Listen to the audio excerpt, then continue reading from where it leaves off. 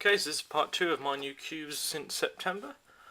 I'm going to start off with two similar ones. There are two 3x3 mods. This is called the Tank Cube. Honestly, I'm not entirely sure why. I've never really known why. But I had a black one, but got a white one as well. I don't have the black one with me. And it is a 3x3, as you can see, 3 layers, like so. There's a parity which comes with these two corners, as they're the same and can be swapped, which I don't know how to fix, so I've always just solved it again if that's happened until, but it doesn't come up too often, so that's alright. There's only £2 or £3, and yeah, pretty happy with this. Good turning quality, quite fun to do. Adds an extra challenge with that parity in the different shapes. So yeah, very good. Next is the Axis Cube. I've loved the look of this since I first saw it on YouTube, and it's great fun to solve and great to look at. And that's just a checkerboard, weirdly. And it just looks good from every angle, really.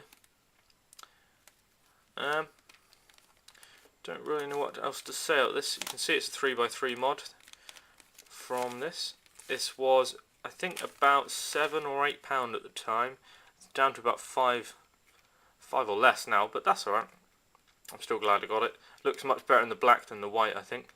But it turns really well, and it's good fun to solve. So, yeah, that's the first two. Next is the GuHong version 2. I hadn't actually had a GuHong before this point, and I hadn't had a white speed cube in a long time. The last one was the YJ, which I got under a minute on. And since then I've always had a black or colour cube. So I thought, if I'm going to try a new cube, and I don't just want the same as my Zanji, because I don't think it's going to be better, so why not make it slightly different? So I got the GuHong version 2. The only problem I do have is there's a gap in there which never goes away, which is slightly annoying. But oh well. Again, it's okay. I don't really like white cubes, as I said before, but this is alright to look at, and it's good fun to solve. It actually moves very well. It's not far off the Zanchi. It feels a bit, not tighter because it's still really loose, but the pieces feel like they're closer together. And like I said with the Zanchi, I'm going to do a review on each and then comparison between them. But glad I got it to add to the collection though. It's about a tenner. And yeah. Next is the 2x2. I don't know the brand of this. It was a cheap one. It was less than £3, but it moves very, very well. I've spoken to some people that have used a WIT 2, and apparently this isn't far off that. Just a little bit less turning quality. I'm very happy with this. I actually got quite into the 2x2 again, and we'll put up the way I solve it. It's not COLL, it's just using the Friedrich method in a certain way. I'll put a video up saying only the algorithms you need to know if you don't know full OLL or full PLL. This has been my main speed cube since I got it for the 2x2, and I probably won't be looking for another one for a while, because I don't imagine it being much better than this. The only problem is the pieces holding, the pieces between the centre pieces inside do come loose, and you've got to pop them back in, which is annoying in the middle of a solve, but oh well. Next is something I got around Christmas time. It's the Pyraminx Crystal. I've been looking for this for quite a while. I got given it and didn't think I was getting it. So it's quite nice because I didn't think it was worth the price.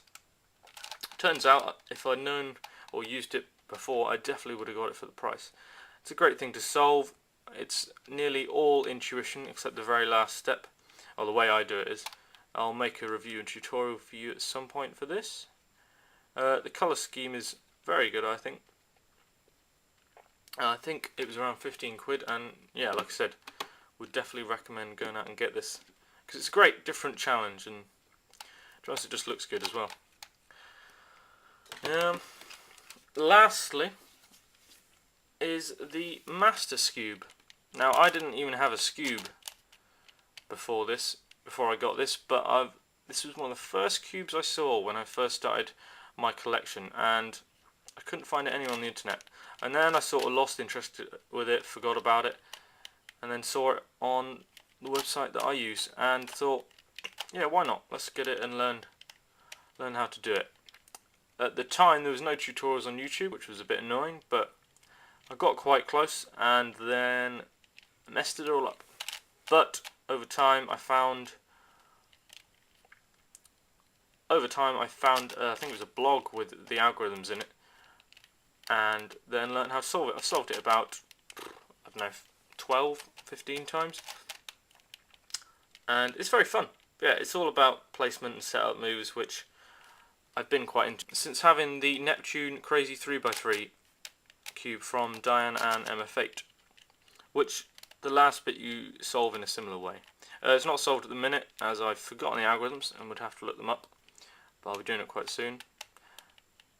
Like I said, I think Super Antonio Vivaldi's now got a tutorial, but I'd like to make my own at some point, so probably will. I did also buy a normal Skewb from Mosey since then, but I don't have it with me. It's very stiff, and personally it was just to sort of get to grips with the first stage of the Master Skewb, really. But glad I got that as well. Don't have it with me at the minute, but there you go. Okay, so there's the selection of my new cubes since September. I will, like I said, you'll be seeing all of these in videos in the months to come. Please comment on the cubes that you'd like to see first, and I'll do those videos first. First, I think I'm going to do the Dayan comparison video and reviews.